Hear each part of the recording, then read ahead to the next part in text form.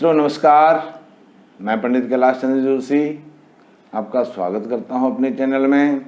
मित्रों, आज मैं आपके साथ एक बहुत सुंदर दिव्य प्रसंग लेकर के आया हूं। मित्रों, वो प्रसंग है विजयादशमी, विजयदशमी, दशहरा, जो नवरात्र के बाद 10वें दिन मनाया जाता है। यह विजयादशमी का प्रसंग इस तरह से है, जो जगदम्बा भवानी हैं, देवी जी हैं, दुर्गा जी हैं, हम उनको किसी भी नाम से पुकार सकते हैं। इनमें से उन्होंने 9 दिन 9 रात्रि पर्यंत असुरों के साथ युद्ध किया था। सम्रांगण में सबको, असुरों को मारा था और 10वें दिन महिषासुर नामक जो भयंकर दैत्य था, भयानक, उस असुर को उसका संहार किया था। इसलिए इसे असुरों पर विजय प्राप्त करने के कारण विजयदशमी इसका नाम पड़ा है। 9 दिन, 9वें दिन जो देवी जी का रूप है, स्वरूप है, वह सिद्धिदात्री है। 9वें दिन व्यक्ति को इस विधान को करने के बाद सिद्धि प्राप्त होती है और 10वें दिन विजय प्राप्त होती है। इस प्रकार से श्री रामचंद्र जी ने भी इन शारदीय नवरात्रों में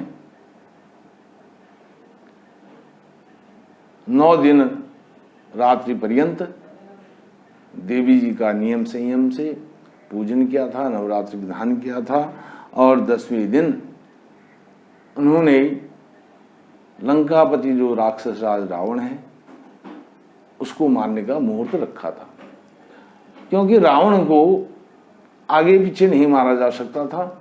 10वीं के दिन ही, विजयादशमी के दिन ही उसको मारा जा सकता था, उस पर विजय प्राप्त की जा सकती थी, क्योंकि 10वीं 10 ग्रीव, उसके 10 सिर हैं, दशानन, 10 मुख, उसके अनेकानेक नाम हैं।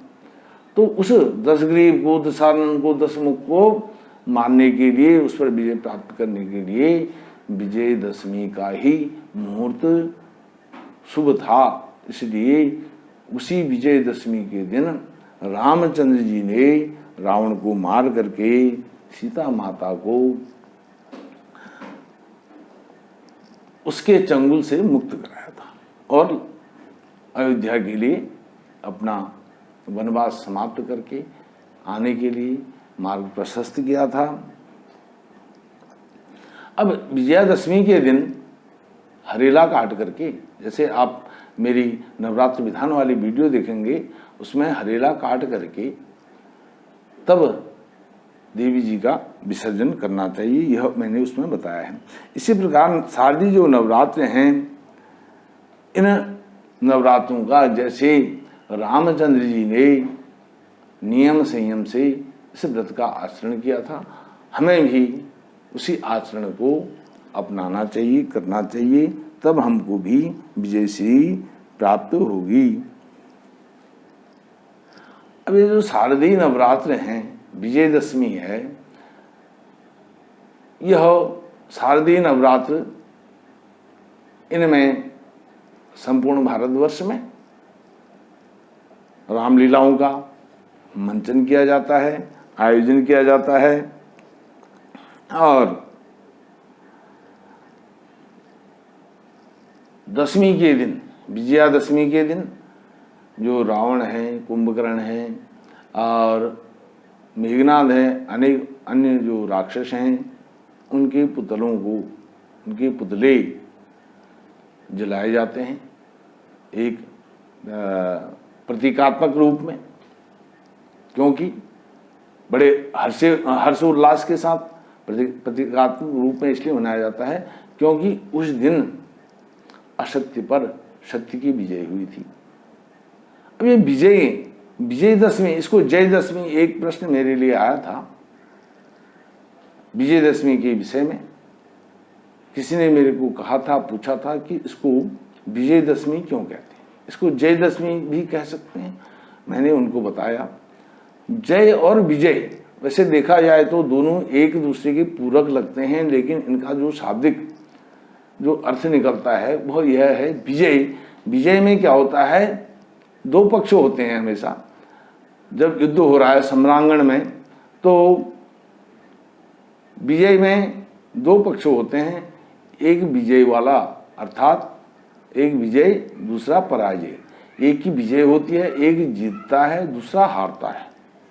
विजय उसमें विजय होती है जब एक पराजय होता है, एक पराजित होता है, परास्त होता है, और दूसरा उसको विजय श्री प्राप्त होती है, इसको विजय कहते हैं। अब जय, जय वह चीज है, वह शब्द है जिसमें सबकी जय होती है, जिसमें मेरी विजय है, आपकी विजय है, संपूर्ण संसार की जय है।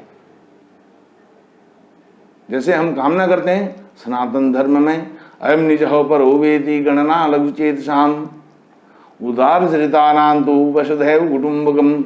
हम समस्त संपूर्ण जो यूनिवर्स है, सृष्टि है, इसकी जय की कामना करते हैं। विश्व का कल्याण हो, हम अपनी पूजा का समापन ऐसे करते हैं। तो यह हमारी सनातन संस्कृति का एक बहुत अंग है, बहुत बड़ा अंग है। यह दिव्य तथ्य हैं, दिव्य बातें हैं। इन आचरणों को हमें करना चाहिए। हम ऐसी संस्कृति से आते हैं जब सनातन धर्म में यह सब दिया हुआ है। सनातन और सृष्टि एक दूसरे के पूरक हैं। सृष्टि पहले आई या सनातन पहले आया, इसमें कोई दो राय नहीं है।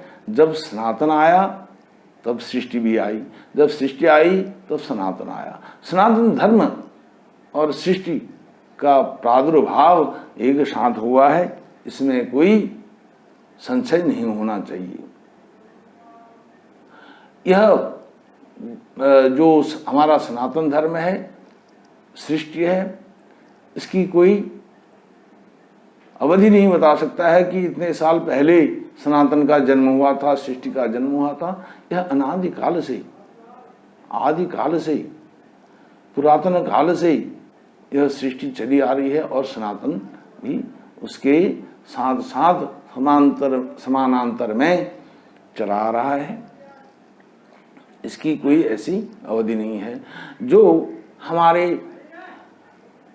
पोशाक पर, हमारे रहन सहन पर, हमारी वेशभूषा पर हास परिहास करते हैं, उनको मैं कहना चाहता हूँ यह हास परिहास का विषय नहीं है। कोई हमारे कपड़ों को देख करके हंसता है, कोई हमारे तिलक को देख करके हंसता है, कोई हमारी चोटी को देख करके हंसता है। यह हास्य कुछ दिन का रहने वाला है। लोग हंसेंगे, कुछ दिन हंसेंगे, 2 दिन, 4 दिन, 10 दिन, लेकिन एक दिन उनको चुप होना पड़ेगा। उनको सनातन की शक्ति का अंदाजा नहीं है कि यह सनातन कितना भव्य है, दिव्य है, अनादिकाल अनंत काल से चला रहा है। इसी प्रकार से है हरि अनंत, हरि कथा अनंता, इस प्रकार से यह सब है। अब रामलीलाओं का यह मंचन और जो पुतले हैं उनका दाह संस्कार, यह मैंने आपको बताया विजयादशमी के दिन होता है। और इस मास की जो पूर्णमासी है, उस पूर्णमासी को कोजागर पूर्णिमा के नाम से भी जाना जाता है, और इसको शारदी शरद पूर्णिमा, शारदी यह शरद ऋतु है तो उसी के नाम से इसका नाम शरद पूर्णिमा भी है। अब शरद पूर्णिमा अश्विनी नक्षत्र को स्पर्श करती है, इसलिए जो अश्विनी नक्षत्र है उसका नाम शारदीय नक्षत्र भी उसको कहते हैं। और जय विजय के विषय में मैंने आपको बताया। मित्रों, आपने मुझे श्री विजयादशमी के विषय पर सुना, और मैं आपको आपके जीवन में आपको विजय श्री प्राप्त हो, आप हर क्षेत्र में विजय प्राप्त करें,